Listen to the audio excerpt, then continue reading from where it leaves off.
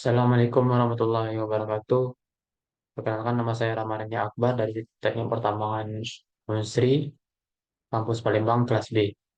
Di sini saya akan menjelaskan tentang materi presentasi keselamatan kerja, bahan peledak dan peledakan. Baiklah, yang pertama dimulai dengan latar belakang. Pembuatan dan peledakan merupakan dua proses yang erat kaitannya dalam industri pertambangan, konstruksi dan eksplorasi sumber daya alam. Latar belakang dari kedua kegiatan ini melibatkan sejumlah aspek yang mencakup teknologi, keamanan, serta dampak lingkungan. Tujuan utama pembuaran adalah untuk mendapatkan informasi geologis atau untuk mengakses sumber daya alam seperti minyak, gas, atau mineral. Pembuaran ini dapat dilakukan secara dangkal atau dalam, tergantung pada tujuan dan kedalaman sumber daya yang dicari. Kemudian masuk yang kedua yaitu keselamatan kerja bahan peledak dan peledakan. Ruang lingkup keselamatan kerja bahan peledak dan peledakan melibatkan serangkaian tindakan yang penting untuk memastikan keamanan dan kesehatan selama pelaksanaan aktivitas ini. Pertama-pertama, pemilihan dan penanganan bahan peledak menjadi aspek kritis. Hal ini mencakup evaluasi teliti terhadap jenis bahan peledak yang akan digunakan, memastikan pemilihan yang sesuai dengan kondisi dan tujuan peledakan.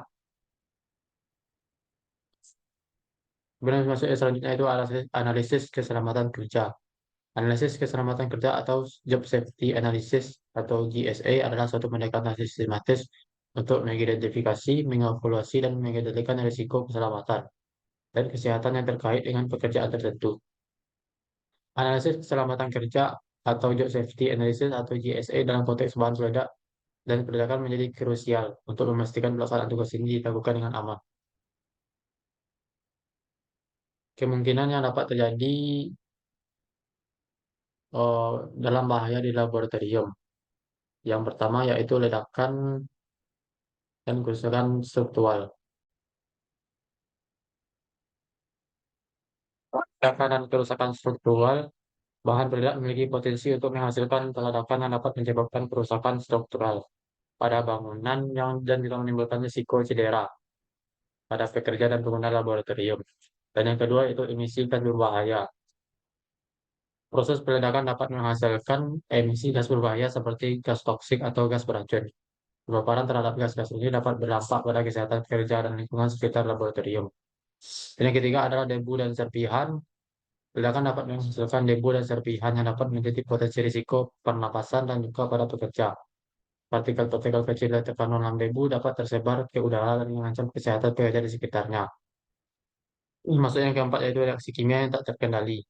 Penggunaan bahan peledak dalam reaksi kimia dapat menyebabkan reaksi tidak terkendali atau kegagalan peralatan yang dapat mengakibatkan pelepasan bahan kimia berbahaya atau menciptakan kondisi yang tidak aman. Masuk yang kelima yaitu kegagalan peralatan. Peralatan yang digunakan dalam peledakan dapat mengalami kegagalan, seperti pecahnya wadah atau perangkat detonator. Hal ini dapat menyebabkan kecelakaan serius dan merugikan. Dan yang keenam yaitu radiasi dan panas berlebih. Adalah beberapa bahan peledak dapat menghasilkan radiasi atau panas berlebih selama peledakan. Hal ini dapat berdampak pada kesehatan dan keselamatan pekerja, serta dapat merusak peralatan laboratorium. Masuk yang terakhir yaitu kondisi lingkungan. Peledakan dapat menghasilkan limbah dan polutan yang dapat merusak lingkungan sekitarnya. Hal ini perlu dipertimbangkan dalam konteks keberlanjutan dan perlindungan lingkungan. Masuk yaitu selanjutnya itu sumber kecelakaan di laboratorium. Yang pertama yaitu pemilihan dan penanganan bahan peledak yang tidak tepat. Penggunaan bahan peledak yang tidak sesuai dengan kebutuhan atau karakteristik eksperimen dapat menyebabkan ledakan yang tidak terkendali. Yang kedua yaitu kesalahan dalam proses pengukuran dan persiapan. Kesalahan dalam pengukuran pencampuran atau persiapan bahan peledak dapat menyebabkan perubahan kimia yang tidak diinginkan, mengakibatkan reaksi yang tidak terkendali. Masuk yang ketiga yaitu kegagalan peralatan dan perangkat detonator. Kegagalan peralatan seperti wadah yang tidak mampu menahan tekanan atau perangkat detonator yang salah dapat menyebabkan ledakan yang tidak terduga. Yang keempat itu kondisi tidak aman dalam penyimpanan bahan peledak. Penyimpanan bahan peledak yang tidak benar atau kondisi penyimpanan yang tidak aman dapat menimbulkan risiko kecelakaan, seperti kebocoran atau kontaminasi bahan peledak. Yang kelima yaitu kurangnya pelatihan dan pemahaman. kurangnya pelatihan dan pemahaman pekerja terhadap prosedur prosedur keselamatan, analisis keselamatan kerja atau JSA, dan protokol keamanan dapat menyebabkan tindakan yang tidak aman. Reaksi kimia tidak terkendali. Ledakan yang terjadi selama reaksi kimia yang tidak terkendali dapat menyebabkan ledakan besar dan bahkan melepaskan bahan kimia berbahaya.